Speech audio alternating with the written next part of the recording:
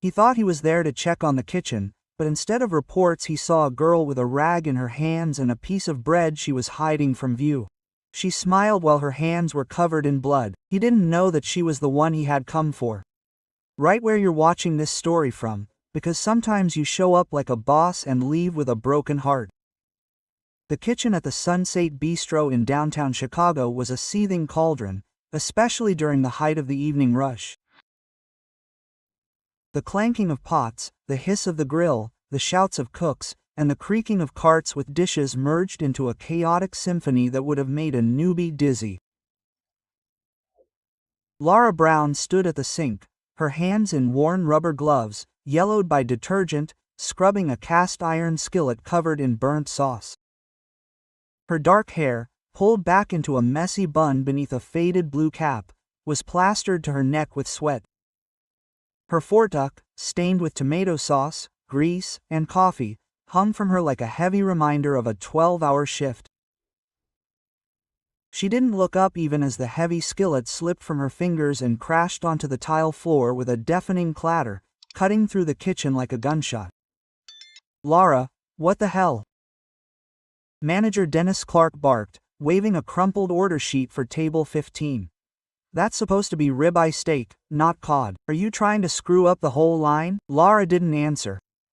Her cheeks flushed, but she reached down silently, picked up the skillet, and returned to the sink. Her hands were shaking, but she gritted her teeth and continued to scrape, as if the piece of metal was the only thing keeping her afloat. "That wasn't her order," muttered the head cook Mark, standing at the stove, but his voice was drowned out by the clink of spoons and the sizzle of oil. The young assistant cook Jack chuckled, turning potatoes on the grill. "She works like a dog and still smiles." "What's wrong with her?" Laura heard, but didn't turn around. She always smiled.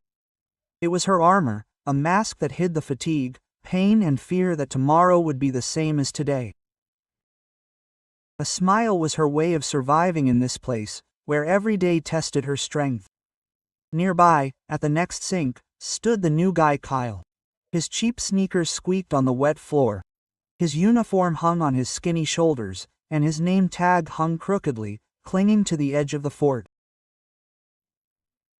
No one knew that Kyle was Ryan Wells, the CEO of Starlight Ding Group, the company that owns Sunset Bistro and 24 other restaurants across the country.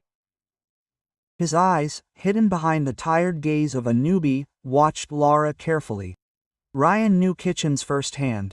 His mother, Margaret, had been a dishwasher at one of the first Starlight restaurants. When he was a teenager, she would come home after midnight. Her hands were swollen from water and chemicals, her clothes smelling of detergent and rancid oil. In the evenings, she would tell him stories of cooks who threw pans in anger and managers who looked at her like she was nothing. Once, she complained about a leaking gas hose in the kitchen, threatening a fire. 2 weeks later, she was fired for poor performance. Ryan, then a 16-year-old boy, knew the truth. She was punished for daring to speak out. A year later, she died of a heart attack.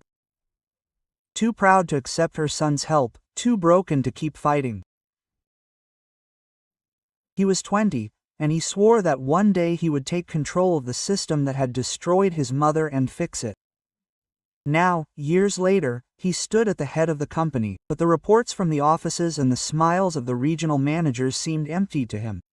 He no longer trusted the papers, so he came here, to Sunset Bistro, under an assumed name, to see the truth with his own eyes. Laura caught his attention from the first day. She worked with such dedication that it bordered on content. She did not complain when Dennis yelled, did not argue when she was given the dirtiest work, and did not leave until the last plate was shining. But her smile, always soft and a little sad, reminded Ryan of his mother. When the bustle died down, he took a rag and began wiping the table next to her, trying not to disturb her rhythm. "Are you okay?" he asked, glancing at her reddened wrists. Laura looked at him. Her brown eyes were tired but warm, like the coffee she drank during short breaks. Quote, "Yeah, it's okay, just a long day." Seems like all days are long here, Ryan said, nodding at Dennis, who was in the corner, berating the young waiter Tom for spilling some soup. Laura smiled weakly. Her fingers dug into the sponge again. You get used to it. The main thing is not to stop. Ryan noticed how she rubbed her neck, where red streaks had formed from standing at the sink for so long. He wanted to ask more, but she had already turned away to the pile of plates. Her movements were quick, almost automatic. He decided to watch. Something about Laura, her silent fortitude, her ability to smile despite Dennis's rudeness, struck a chord with him. In the following days, Ryan fell into the rhythm of the kitchen. He washed the dishes, he swept the floors, carried boxes of potatoes and onions from under the hill, playing the role of a newbie who tries not to stand out. But his eyes noticed everything. How Dennis took part of the waiter's tips, how the head chef Mark hid the best cuts of sirloin for special customers, how Laura stayed after her shift to finish washing the pans or cleaning the grill, for which no one paid her. One day, he overheard a conversation between Dennis and Mark by the refrigerator. Laura, she's like a machine, Dennis chuckled, chewing gum. She works for two, and doesn't open her mouth. I wish everyone was like that. Doesn't she get tired? Mark asked, stirring the sauce. Let her get tired, Dennis answered. As long as she keeps quiet, I don't care. Ryan clenched his fist in Fortuca's pocket, but said nothing. He began asking Laura questions, carefully, so as not to arouse suspicion. Are you always here this late? Quote. He asked one day when they were alone cleaning the greasy hood filter after closing. The air in the kitchen was heavy, smelling of detergent and burnt garlic. Laura shrugged, her cap askew. Sometimes you need everything ready by morning. Dennis liked it when the kitchen sparkled. Do you get paid for this? Ryan asked, trying to hide the edge in his voice. She hesitated, her cheeks flushing under the dim light of the lamp. Well, Dennis says it's part of the job. If you want to stay, you do more. Quote. Ryan nodded, but inside his blood was boiling. He knew that part of the job was a lie.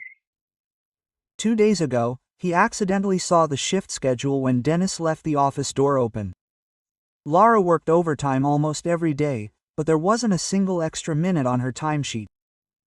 Her shift officially ended at 10 p.m., but she left closer to midnight, sometimes later. After a week, he decided to dig deeper. During his lunch break, while Laura had gone down to the hill to eat her sandwich, Ryan waited until Dennis was distracted by a call and then snuck into his office. He knew he was taking a risk, but his instincts were screaming that something was fishy.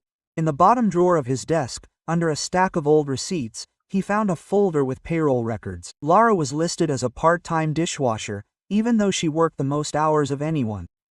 Her overtime was not recorded. In fact, there was a handwritten note in the margin of one page. Laura Brown. Sink repair debt.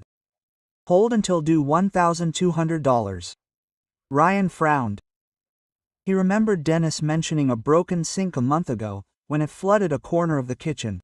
Laura couldn't be responsible for the breakdown. She didn't work the equipment, but it seemed she had been forced to pay for the repairs out of her own paycheck. He snapped a photo of the documents with his phone and returned the folder to its place. That night, after the restaurant closed, Ryan waited for Laura to finish washing the last of the pots. She was sitting on an overturned bucket in the corner of the kitchen, rubbing her wrists. Her face was pale with exhaustion. Laura, can we talk? He asked, leaning against the wall. She looked at him. Her eyes were wary, but she nodded. Of course, Kyle, something happened. Why don't you tell Dennis he's not paying you for overtime? Quote. He asked bluntly, deciding not to beat around the bush. Laura froze. Her hands stopped above her knees. How did you know? Her voice was quiet, almost a whisper. I saw the schedule, he lied, not mentioning the folder. You're here every night until midnight, you'll get paid for 8 hours. She looked down. Her fingers tightened on the rim of the fortuck. If I complain, he'll fire me. I can't lose this job. Why? Ryan asked softly, sensing something personal was at stake. Laura paused, her lip trembling. Then she sighed, as if making up her mind. My daughter, Sophie, she's 6. She's sick. She has a rare heart condition. The medications are expensive, and her insurance only covers part of it. I can't afford to be out of work. Ryan felt his heart tighten. He thought of his mother, working herself to the bone to buy him school books. And Sophie's father? He asked, trying not to press. Laura shook her head, her eyes darkening. He left when she was born. He said he wasn't ready for this life. It's just me and her. And my mother. But she's in a nursing home. Dementia. Ryan nodded, his resolve hardening. He couldn't fix the past, but he could change the present. You don't have to go through this alone, he said. I'll help. Laura looked at him, surprised. Why would you say that? You're the new guy. Why would you do that? Ryan smiled, but it was a sad smile. Because I know what it's like to see someone you love struggling alone.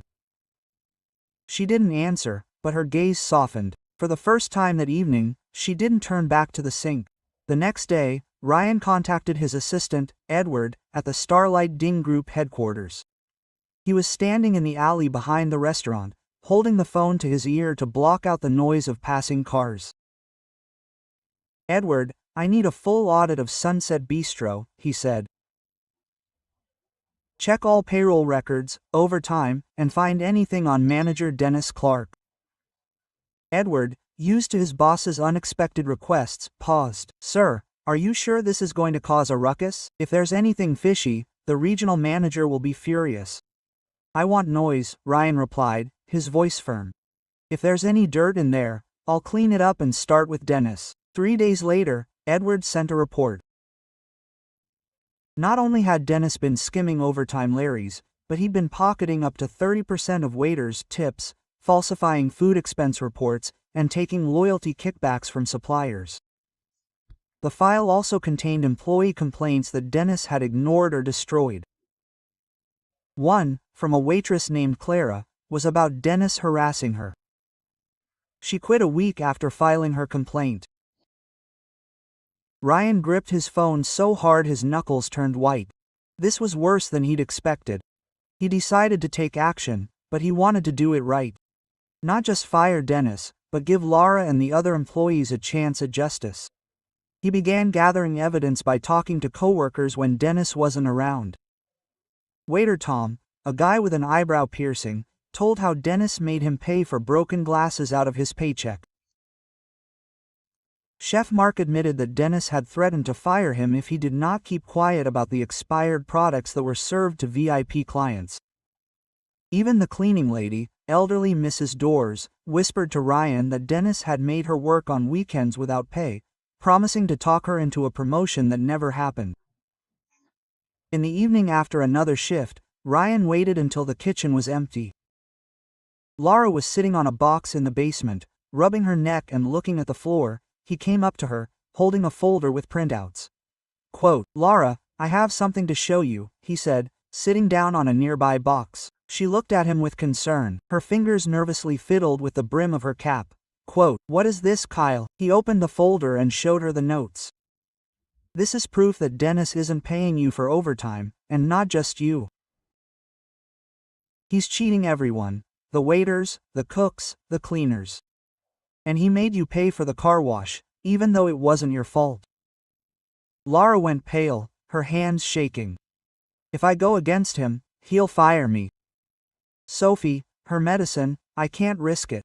You won't risk it, Ryan interrupted. His voice was calm but firm. I'm with you, and I'm not who I say I am. Quote, she frowned, her brows drawing together. What do you mean? Ryan took a deep breath, feeling the truth burn in his throat. My name is Nikhil. I'm Ryan Wells, CEO of Starlight Dairying Group. I'm here to get to the bottom of what's going on in this restaurant. Quote, Laura froze, her eyes widening like a deer caught in the headlights. What are you doing? Her voice broke. I saw the way you work, Laura. You don't just wash dishes, you keep this kitchen afloat. And I won't let you be deceived. She shook her head. Her fingers curled into fists. Why are you telling me this? You played the piano for me? Not for you, he countered, for Dennis, For a system that allows people like him to prey on people like you. My mother was a dishwasher, Laura. She was betrayed like you. I won't let that go on. Laura was silent, her eyes filled with tears. She looked at him as if trying to decide if she could trust him. What are you going to do? She asked finally. Pour out Dennis, Ryan said. Quote, pay you and everyone else everything you're owed, and then I want you to take over the kitchen. Laura almost laughed, but it was bitter. I'm a dishwasher, I have no education, no experience. You're a leader, he countered. You care about people. You know this kitchen better than Dennis ever did. That's more important than any degree. Laura hung her head, her shoulders shaking. Quote, I don't know if I can do it. You can do it, Ryan said, touching her arm. I believe in you. The next day, Ryan called a pre-opening staff meeting. Dennis stood by the grill, his arms crossed, his face filled with his usual confidence. The cooks, servers, and cleaners crowded around the kitchen, whispering. Ryan stepped forward, no longer wearing his rookie uniform, but a sharp black suit he'd brought from the office. His name tag, Kyle, was in his pocket, unused. Quote, good morning, he said. His voice echoed through the kitchen, silencing everyone. Quote, my name is Ryan Wells. I am the CEO of Starlight Ding Group, and I am here to fix what is broken. He picked up the folder of documents and began to read off the facts. Falsified payroll records, stolen tips, kickbacks from suppliers, illegal deductions from Laura's paychecks by the cooks. And the waiters gasped, looking at each other. Tom the waiter muttered.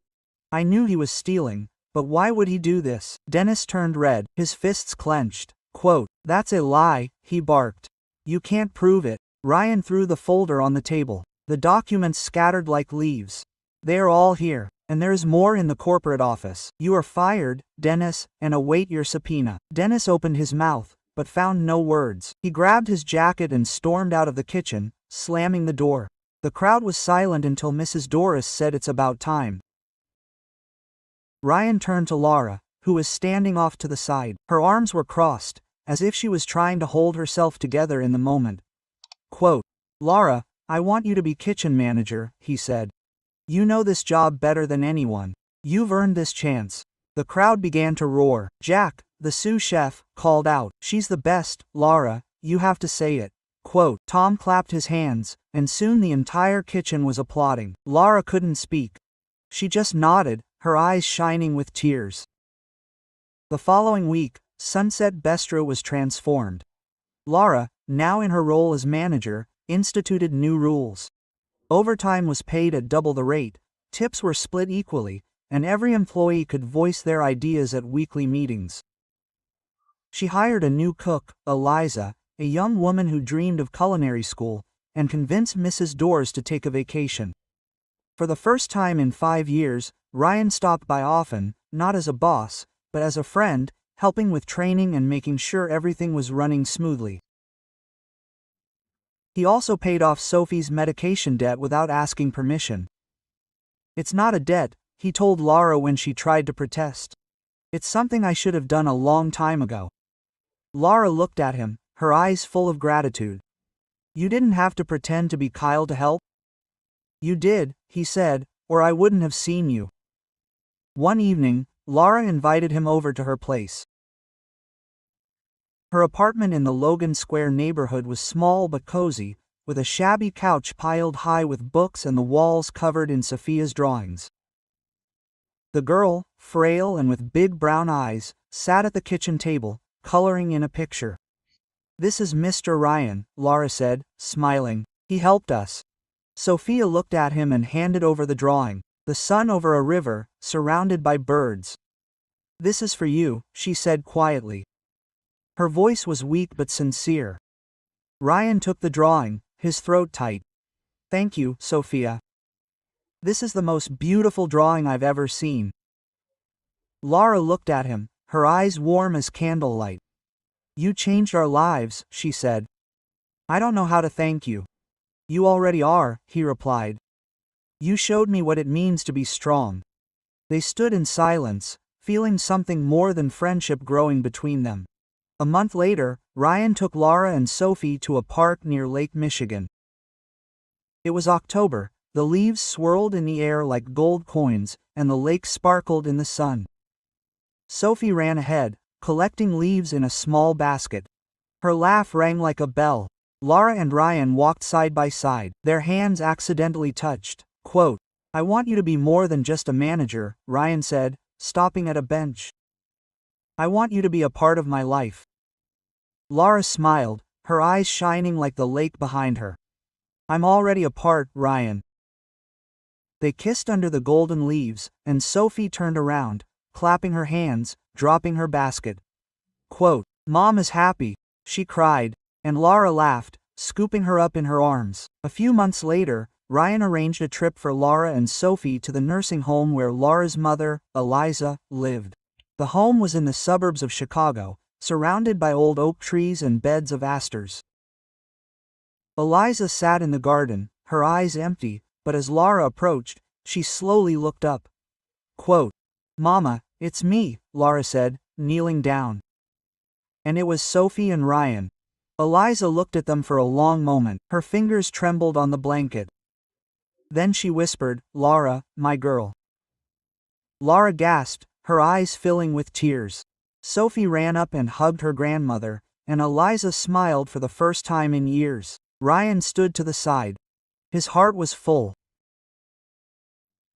He knew this moment wasn't his, but it was part of him, part of their shared history. Laura had started taking management courses, which Ryan had paid for. She wanted to not just run the kitchen, but open her own cafe, where every employee would feel needed. Ryan supported her, helping her with a business plan and connections.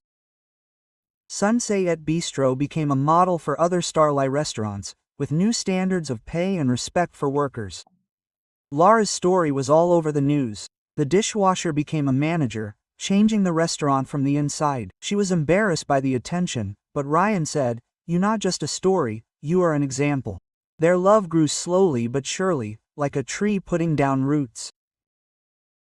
They took their time, enjoying the simple moments, walks with Sophie, dinners at Laura's apartment, conversations about the future. Sophie called Ryan Mr. Sunshine because he always brought light into their home. One bright Sunday morning, the three of them were standing on the shore of Lake Michigan. Sophie was throwing pebbles into the water, counting the laps. Ryan took Laura's hand and took a small box from his pocket. Quote, "Laura," he said, his voice trembling. "I'm not asking you for a long time. I'm asking because I can't imagine life without you and Sophie. Will you be my wife?" Laura looked at him. Her eyes were full of tears, but her smile shone brighter than the sun. "I'm already yours," she answered, and they hugged each other while Sophie screamed, "Mr. Sunshine is marrying Mommy." Their story wasn't about wealth or fame, but about people who found each other in the dark corners of the kitchen and chose the light. Laura was no longer an invisible lock. She became a woman who changed not only her life, but the lives of those around her.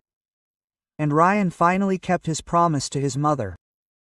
He built a system where the human heart was more important than profit.